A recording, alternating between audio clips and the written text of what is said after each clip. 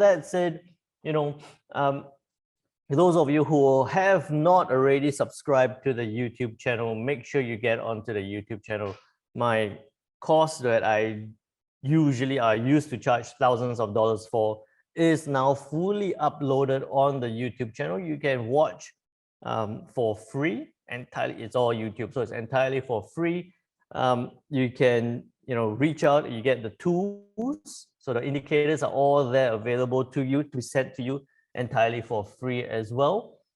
And a common question I get about what I teach in terms of the trading, is it only for FX? Yes, the fundamentals is predominantly being applied to the FX market, but the technical analysis, the technical knowledge that you get during this course can actually be applied across the board, across different instruments. We've seen it work on, we've actually applied and seen it work on indexes. And now I'm actually going to show you an example of it working on cryptocurrencies as well. So this is the Ethereum chart on the daily time frame. This is where it is right now at 37.55.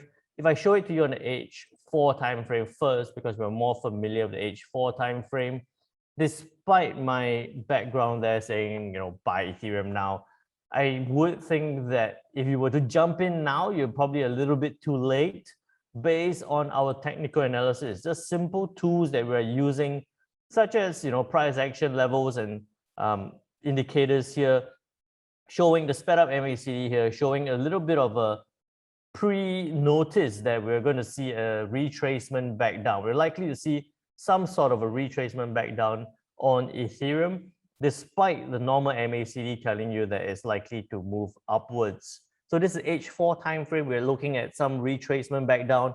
And those of you who are keen on price action, you can see some a little bit of a candle rejection there on the H4. So possibly looking at some retracement. Don't jump in right now. I think that there will be good buying opportunities at better prices on Ethereum, especially. On the daily time frame here, you can see that if I move this candle away, actually I'll move this line away, you can see that yesterday it's actually closed outside of the Bollinger Band. And those of you who have, again, been attending the sessions, you can see that once it's outside of Bollinger Band, what is more likely to happen? Once you see that blue arrow, what is more likely to happen?